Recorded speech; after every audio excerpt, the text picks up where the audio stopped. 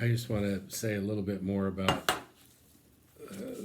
there's so much that could be said, about your week's reading assignment in Tillich. Just some highlights. I'm going to try to move quickly.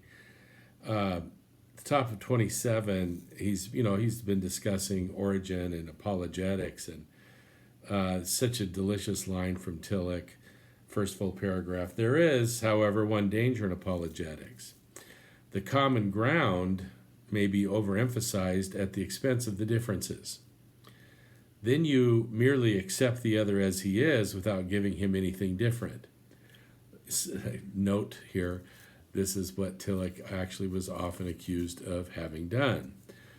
A way must be found between the two extremes of either throwing indigestible material at the other from an external position, which is essentially the way that Tillich tended to typify Karl Barth's general position, throwing indigestible material at the other from an external position, or on the other end, telling the other what he already knows. Like you're trying so hard to draw from the other's,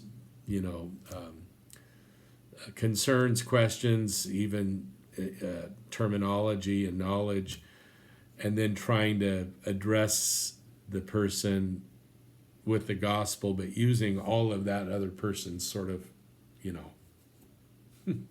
set of ideas and language, and you end up with, okay, are you telling me anything new?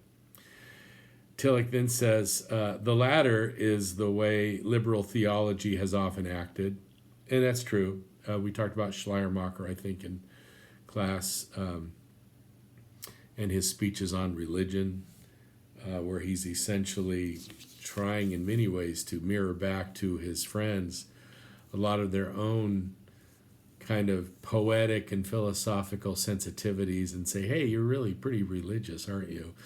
And without then taking the next step and calling them Christians. And Tillich, again, he's kind of operating in a Schleiermachian way we talked about in class.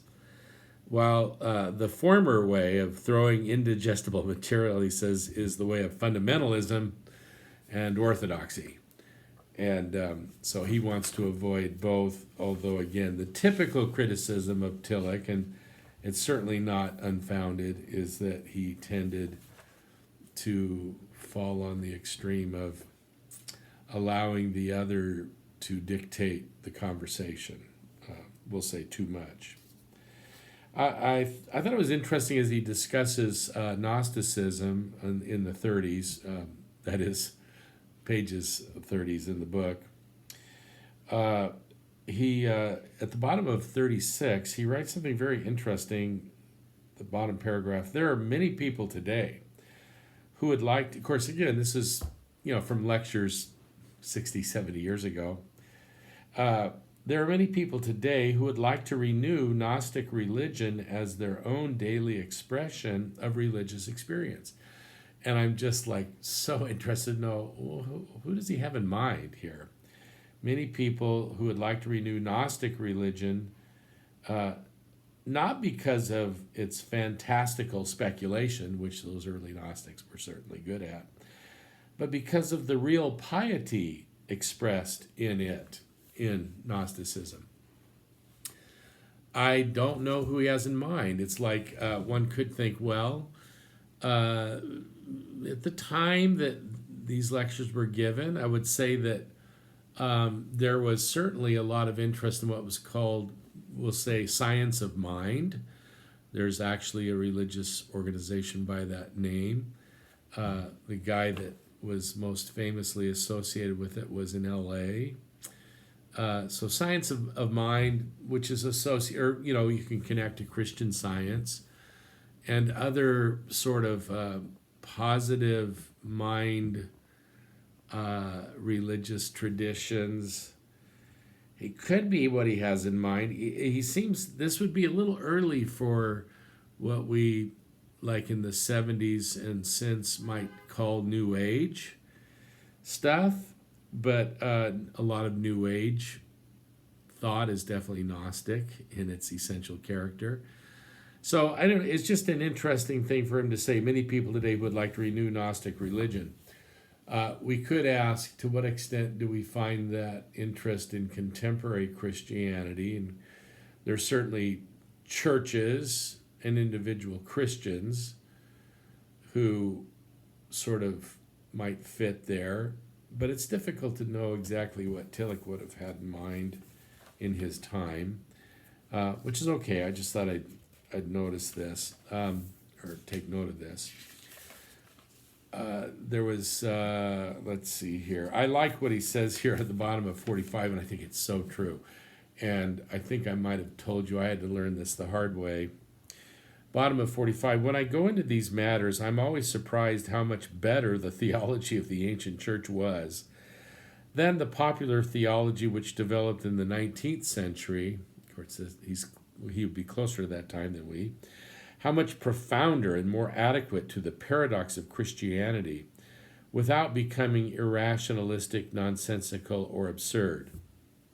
I'll just stop reading there and tell you again that, I learned this only after I became a professor, that, oh my goodness, these ancient theologians were really gifted, very careful thinkers. They didn't have as much, obviously, tradition to stand on as we do, to lean on. They were themselves carving that tradition and just did some remarkable stuff.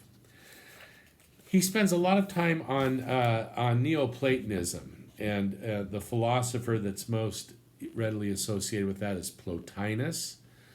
Plotinus was a student actually with Origen, and they're both quite Neoplatonic in their thinking. Plotinus without being a Christian. The reason I mention this is you might notice that Tillich gives quite a bit of attention to Plotinus and Neoplatonism, and part of the reason for that is, finally, Tillich is one. You read his description of Neoplatonism, and you can not only does he insert himself in there occasionally talking, but it's the way that Tillich thinks. This is not criticism, it's just an observation. Tillich has this deep vein, V-E-I-N, of Plato running through him that is this kind of mysticism of immediate awareness of the presence of God. We've talked about that before, and it comes out there in his discussion or description of Neoplatonism. And then later, when he talks about the wonderfully named Dionysius the Areopagite. Now, that's quite a name, isn't it? Dionysius the Areopagite. I think roughly 5th century, definitely also a Neoplatonist. We don't know who the actual author was, but we do know that this author adapted or adopted the name of Dionysius, who is mentioned in Acts 17. He was one of the converts of Paul's very philosophical sermon, right? The one we talked about in class where Paul cites Stoic poetry, and it's apologetics at its most extreme for the New Testament, and it's also then not a surprise. I think in Acts 17 this guy is identified as Dionysius the Areopagite. Remember that Paul gave this defense at the Areopagus. So if your name or nickname was the Areopagite, clearly that meant you spent a lot of time around the Areopagus, and probably implied there too is, somebody had this deep invested interest in philosophical, especially Greek philosophical thought.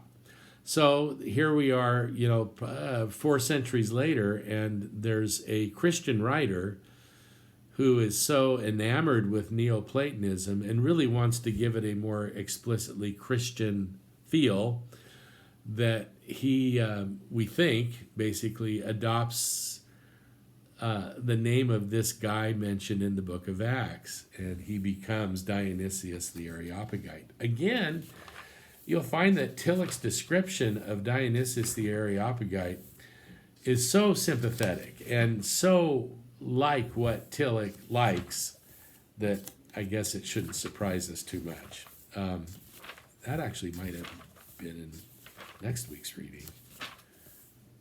I think it might be. In which case, that's a good anticipation. No, here he is, Dionysius the Areopagite, beginning on page 90. I take that back. So I love that line on page 91, little past, it's the beginning of the paragraph after the middle of the page.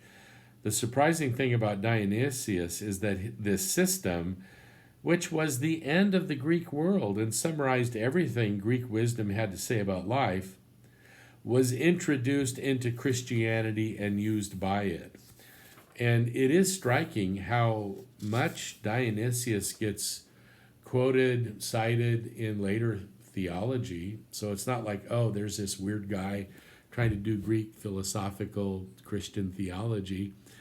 The guy that comes to mind most immediately, Thomas Aquinas, cites Dionysius quite a bit without any sense that he's doing something that was edgy or questionable.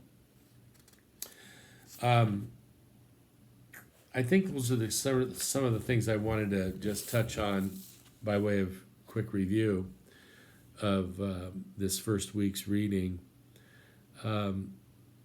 I think Tillich is correct to say that these early theologians, and you've got nice excerpts from most of them in your anthology, were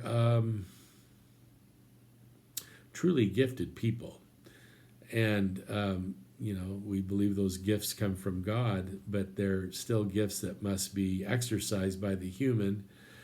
And maybe part of the deal is because so much of what was likely written then did not survive the ravages of time. What did survive was the best stuff, so we might be going like, wow, but maybe it shouldn't surprise us that the best stuff was the stuff that got, carried on, passed on, copied, eventually translated, things like that. But in any case, when we think about people like Ignatius's early letters, as wild as they could be at times, but Irenaeus of Lyon, what a mind. The apologists, Clement, Justin, Origen, Athanasius, amazing stuff.